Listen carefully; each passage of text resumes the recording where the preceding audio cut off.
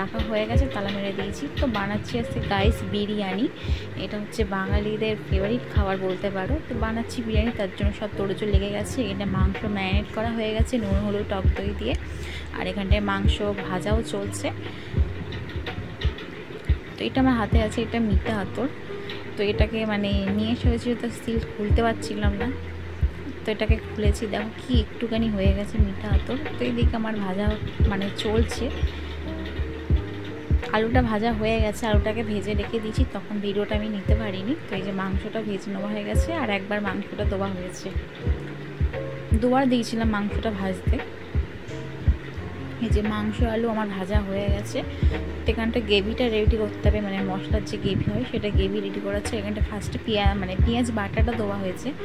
তো এখানটায় মানে রাইসের জন্য তেল দিয়ে দিয়েছি হাঁড়িটার। এই যে গ্রেভিটা মোটামুটি এখানে রেডি হচ্ছে, তাই নুন দিয়ে দিলাম।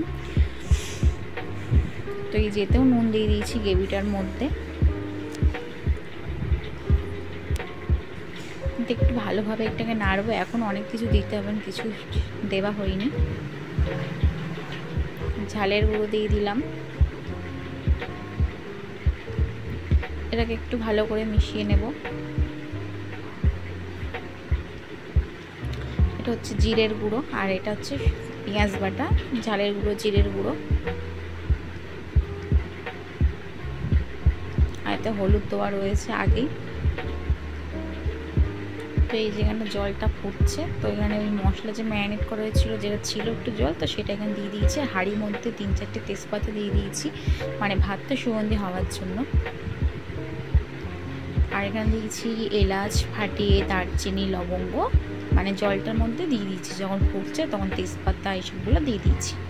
তো এদিকে আমার গ্রেভিটা মোটামুটি রেডি হয়ে গেছে, আর এই যে জলটা ফুটে এসছে বলে এখানে মানে চালগুলো দিয়ে দিচ্ছি। চালগুলো দেখেই বুঝতে পারছো যে ভিজে রাখা হয়েছিল 1/2 ঘন্টা 40 মিনিট মতো, তারপরে এখনটা দেওয়া হয়েছে। তো এই যে বিরিয়ানি মশলাটা এখন দিয়ে দিচ্ছি এর মধ্যে।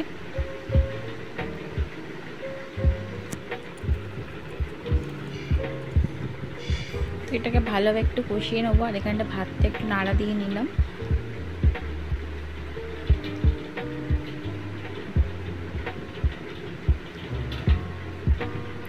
তো যে মাংসগুলো ম্যারিনেট করে ভাজা হয়েছিল সেটা গ্রেভির মধ্যে দিয়ে দিচ্ছি। তো এটা ভালো করে একটু কষিয়ে নেব, যতক্ষণ না তেল ছাড়াচ্ছে। এটা ঠিক মাংসর মতোই হবে, একটু আলাদা হবে। তো এই যে আমার মোটামুটি এখানটা কষানো হয়ে গেছে।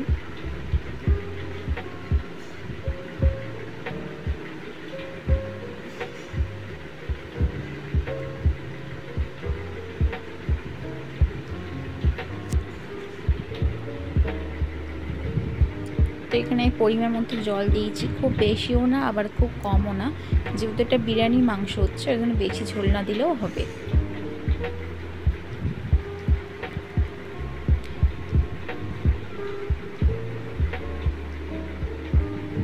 তো এখানটায় আমার ভাতও ফুটছে, মানে রাইসটা প্রায় কমপ্লিট হয়ে গেছে, প্রায় বলতে এখন মানে ফুটে এসছে। দেখো দেখেই বুঝতে পারছি যে ভাত কতটা ঝরঝরে হয়েছে আর লম্বা হয়েছে।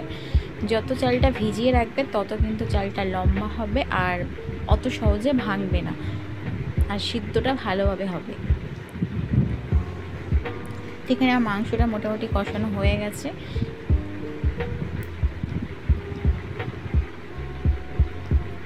তো এই যে আমি মানে ভাতটা উপরে দিয়ে দিচ্ছি।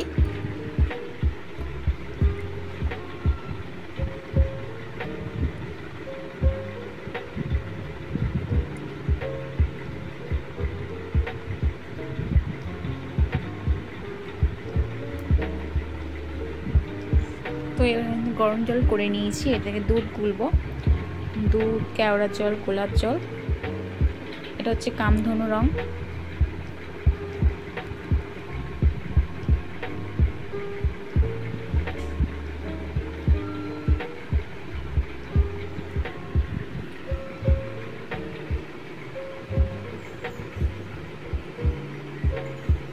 কামধনুটা ভালো করে দুধের সাথে এটা মিশিয়ে নিয়েছি, দিয়ে মিঠা আতর দিয়ে দিয়েছি। তো এতে এবার দিয়ে দেবো টক দই।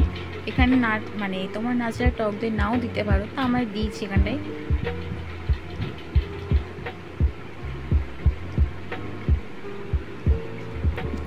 তো এটা হচ্ছে রোজ ওয়াটার, মানে বিরিয়ানি গোলাপ জল। আর এটা হচ্ছে কেওড়া জল।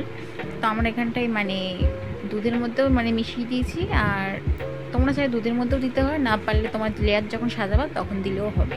তো আমরা দুধের মধ্যে একসাথে সব মিশিয়ে দিয়েছি।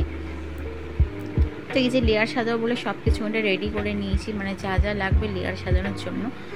তো এই যে দেখো সব কিছু আমরা রেডি করে রেখে দিয়েছি। তো এবার লেয়ারগুলো সাজাবো। তো প্রথমে হাঁড়িতে একটু ঘি মাখিয়ে নিয়েছি।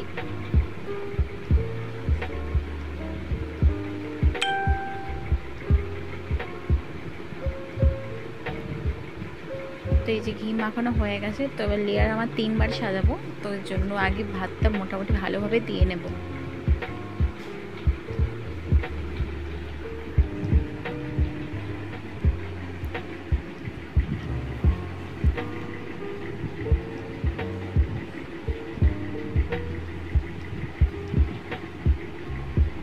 তো এই যে আলু দিয়ে দিচ্ছি এক এক করে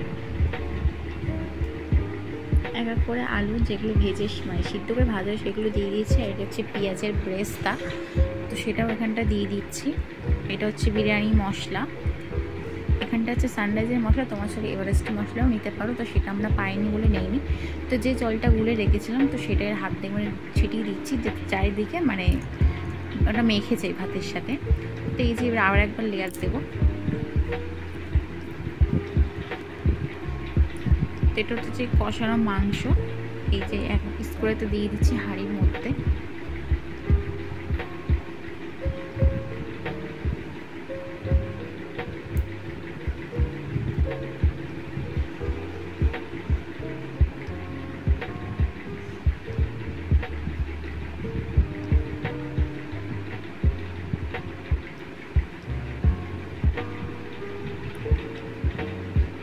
তো এই যে আমাদের মোটামুটি হাঁড়ি লেয়ার সাজানো হয়ে গেছে। এই যে দেখো মুখটা হাঁড়ি লেয়ার সাজানো হয়ে গেছে। তো এটাকে এবার সিল করে দেবো।